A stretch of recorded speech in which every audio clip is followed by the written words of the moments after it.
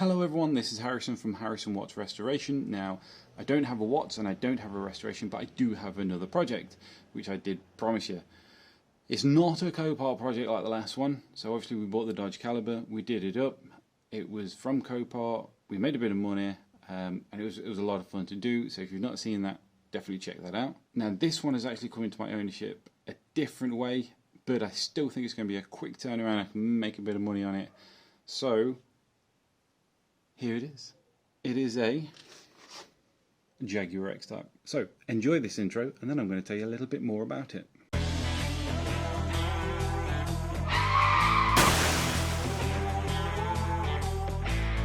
Okay, so it's a 2005 Jaguar X Type. It's the estate body with the 2-litre diesel engine and the manual gearbox. Now I know it's not going to light up the world. It's the model that was based on the Mondeo. It was a very important car for Jaguar as they crossed over to the Ford era, so it needed to be successful, and really it was. They continued making it for quite a while. It does need a few little bits, mostly stuff like you can see this trim's hanging down, and there's like moss on the mirrors, but really that's not a great deal. It's more going to be of a tidy up than any sort of restoration.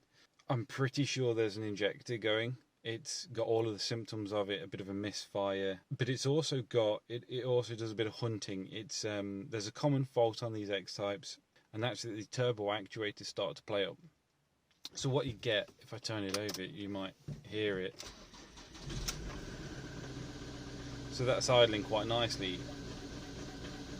But you hear that what? Now that's affecting the revs. Behind that what, you can hear a mechanical That's your turbo actuator. So that's, just to explain that a bit better, your turbo is variable. So instead of having a turbo which can only operate through one band, they made it variable, so the vanes open and close, making it basically one turbo, but making it either bigger or smaller on the inside. It's very clever. What it means is you get a much bigger boost band. Now that's operated by your actuator, which is basically a little motor and a little arm. The problem is, after a while, I think it gets confused with the signals it got. It doesn't know where it is, it doesn't know where it's supposed to be, so it just starts randomly opening and closing the turbo, and you get this wah, and it starts to play up.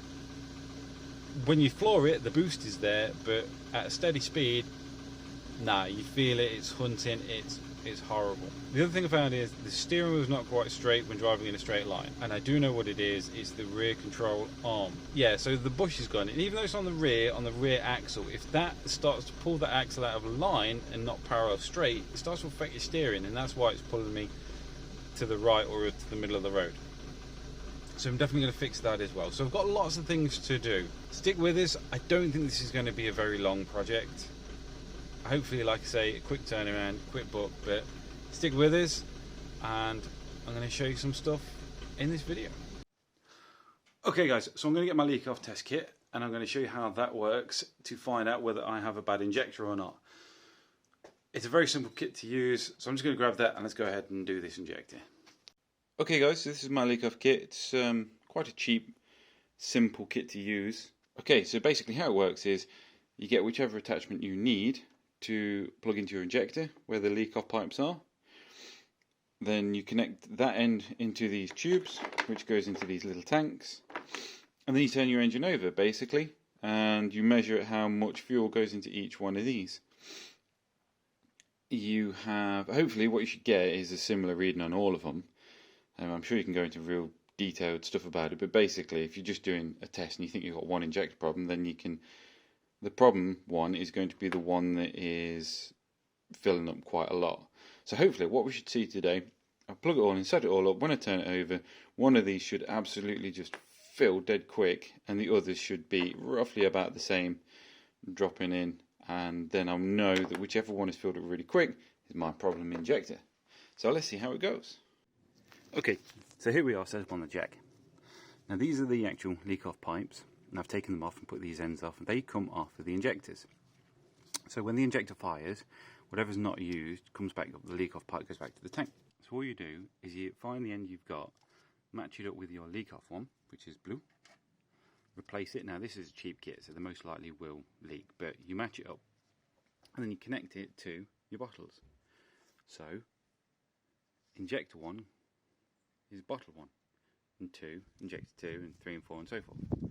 So what I'm going to do, I'm going to turn it over now. It should run, it may not though, but it doesn't really matter because I'm going to keep cranking it over, and you should see that these bottles start to fill. And hopefully one of them will fill really quickly, and that one is the one that's going to indicate I've got a problem injector. So, there's a dog. Here we go.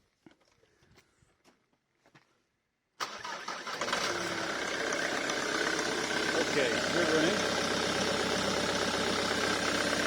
You can see the fluid's coming up the pipes. Ah, that's a problem. Here it's coming now. There's a bit of old diesel in there from the last one that I did, that's not a problem. So that's filling up fairly quick. That one's about normal. Got nothing in 3 yet, now that's not a problem, that's good. 4's not coming through yet, but the pipe is black as anything.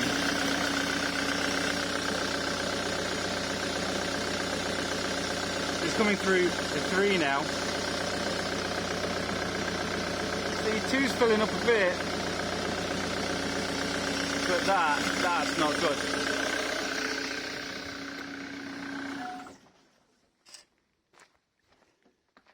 Okay, that was a pretty true test because I haven't got any real leaks, probably a little bit around that one. But 1 and 2 have filled up fairly quickly, 2 quite quickly, 3's good, 4 didn't get anything in, but that is black. So what's that? Basically, what that's going to show me is this is a common rail diesel injection system, which means the fuel going into each injector is from the same common rail. They have the same rail in common.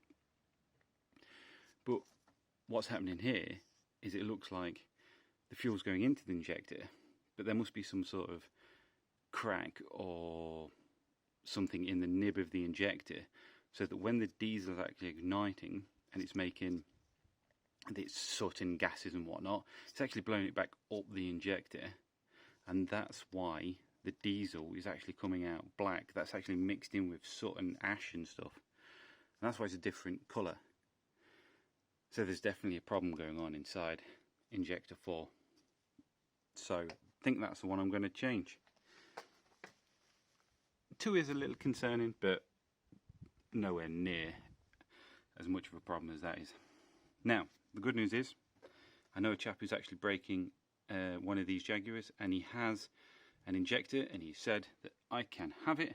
It is a recon one, it's not brand new, but he says I can have it, so perfect, I'm going to go fit it.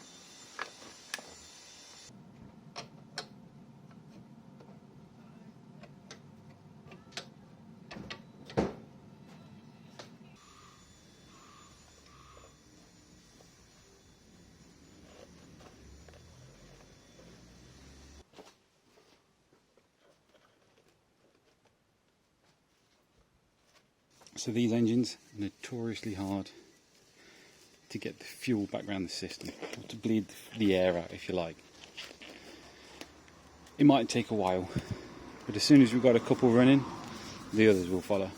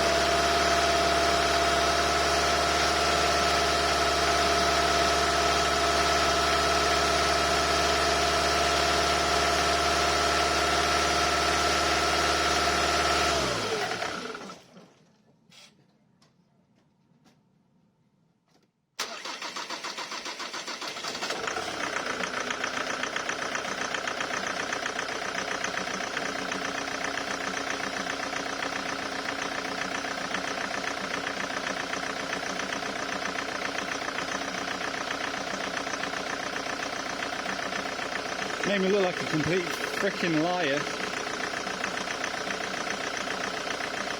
Okay guys, the only thing I have to do is road test time. Let's see if it runs alright. So I've reset my miles per gallon. I'm going to see if it gets anything a bit better. It was running about 43, so we're going to go do it. Hem, what are you doing? Hem, we're going to go road test. We're going to do it.